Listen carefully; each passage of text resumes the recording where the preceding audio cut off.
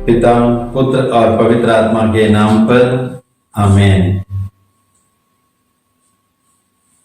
प्रिय मित्रों, हमारे आम जीवन में एक दूसरे को ख्याल करना इंसान का एक स्वभाव है। परिवार में अगर हम लोग देखें, पिता अपने परिवार के अन्य सदस्यों का ख्याल रखते हैं। उस ख्याल हर मोड़ पर है, परिवार के हर जरूरतों पर वहां के पिता अपने पुत्र पुत्रियों का, उस घर के मां बाप का, सभी सदस्यों का ख्याल रखते हैं। उससे भी एक महान ख्याल रखने वाले व्यक्ति है हमारे पिता परमेश्वर और प्रभु यीशु क्रिस्त। आज के सुसमाचार पाठ में हम देखते हैं हमारे प्रति ख्याल रखने वाले एकमात्र ईश्वर के रूप में हमारे सामने है। पवित्र वचन में कहता है, जिन्हें उसने मुझे सौंपा है, मैं उनमें से एक का भी सर्वनाश न होने दूं। पिता परमेश्वर का गारंटी है। इसलिए पिता परमेश्वर अपने पुत्र यीशु को इस धरती पर भेजा है ताकि प्रभु यीशु हम प्रत्येक का ख्याल रखते हैं। वो वायदा करते हैं, मैं किसी का भी सर्वनाश न होने दूं, क्योंकि प्रभु कभी नहीं चाहते अपने पुत्र पुत्रियों का सर्वनाश हो। प्रभु यीशु ये नहीं चाहते हैं, जिन्हें पिता ने उस प्रभु के हाथ में सौंपा है उसमें एक का भी, प्रभु जब कहते हैं एक, अनेकों में से एक बहुत बड़ा सा एक बात है, उनका भी सर्वनाश नहीं होने दूंगा। अभी हम आम सभा में, हमारे देश में अगर हम लोग मुड़कर देखें, एक दूसरे को ख्याल रखने के लिए एक सीमा होती है। लोग एक दूसरे को एक स्तर तक उसका देख रेख करता है।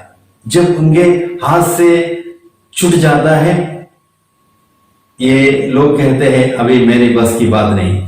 लेकिन पिता परमेश्वर, पुत्र प्रभु यीशु हमें गारंटी देता है, उनके हाथ में अगर मुझे और आपको सौंपा है, वो हमारा सर्वनाश किसी भी हालत में होने नहीं दूंगा। कारण यही है, उस पिता परमेश्वर की इच्छा प्रभु यीशु को पूरा करना है। ये समझने के लिए हमें प्रभु यीशु के साथ एक लगाव, लगन की जरूरत है। कारण क्या है? बल्कि ईश्वर अंतिम दिन में हमें पुनर्जीवित कर दो। उनका लक्ष्य यही है, हमें अपने मृत्यु के समय हमें पुनर्जीवित करना मेरा प्रभु यीशु का कर्तव्य है। उसको वो कर्तव्य पूरा करना है। इसलिए हमारा सर्वनाश न होने दूंगा। मात्र एक शर्त, मनुष्य मनुष्यों के साथ बातें करते समय तमाम शर्तों को रखते हैं। मनुष्य मनुष्यों के साथ बातचीत करते समय लेकिन अगर का बहुत सारे समय इस्तेमाल करते हैं। लेकिन ईश्वर हमारे साथ एक शर्त रखते हैं, मात्र एक शर्त। वो शर्त यही है, पुत्र में विश्वास करना। कल के सुसमाचार पाठ में भी हम सुने हैं, यूहन्ना के सुसमाचार अध्याय 6 में प्रभु बार बार ये हमसे आग्रह करते हैं, तुम पुत्र में विश्वास करो, तुम्हें अनंत जीवन होगा। पुत्र में विश्वास करो, मैं तुम्हें पुनर्जीवित कर दूंगा। हमारे लिए अनंत जीवन प्रभु की एक प्रतीक्षा है, इंतजार है। वही है पिता परमेश्वर की इच्छा। पिता परमेश्वर की इस इच्छा को पूरी करने के लिए प्रभु यीशु इस धरती पर आए। हम हमारे दैनिक जीवन में प्रभु के इस इच्छा को पूरा करने के लिए प्रभु को हमारा सहयोग चाहिए। हम प्रभु के पुत्र पुत्रियां प्रभु के साथ सहयोग देते हुए, प्रभु के हाथ पकड़कर प्रभु के साथ चलते हुए प्रभु के इस इच्छा को पूरा करने के लिए हम मदद करेंगे, प्रभु के साथ देंगे।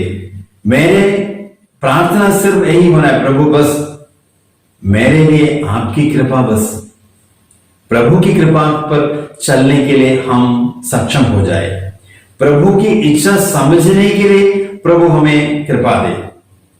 आइए हम प्रभु के साथ मिलकर प्रभु के इस इच्छा को पूरा करने के लिए हम प्रभु से सहयोग करें, प्रभु से वायदा करें, प्रभु मैं हमेशा आपके इच्छा पर, माता मरियम की जैसे हम भी बोले, प्रभु मैं आपका कृपा पात्र, प्रभु आपका कथन मुझ में पूरा हो, प्रभु आपकी इच्छा मुझ में परिपूर्ण हो जाए। हम प्रार्थना करें। हे सर्वशक्तिमान ईश्वर, मैं आपको धन्यवाद देता हूं इस सुंदर वचन के लिए। हे प्रभु, आपके मेरे लिए जो लक्ष्य है उस लक्ष्य तक पहुंचाने के लिए आपके साथ मैं जुड़ना चाहता हूं। मैं एक कमजोर इंसान हूं, पापी मनुष्य हूं, मेरे पापमय अवस्थाओं को नहीं, फिर भी आपकी इच्छा पूरी करने के लिए आपके साथ जुड़े रहकर कार्य करने की कृपा मुझे प्रदान कीजिए। प्रभु आपके इस वचन आपके साथ अंतिम दिन में पुनर्जीवित होने के लिए स्वर्ग राज्य के कुंजी बन जाए, चाबी बन जाए। यही हमारी प्रार्थना है प्रभु यीशु क्रिस्त के नाम पर, आमीन।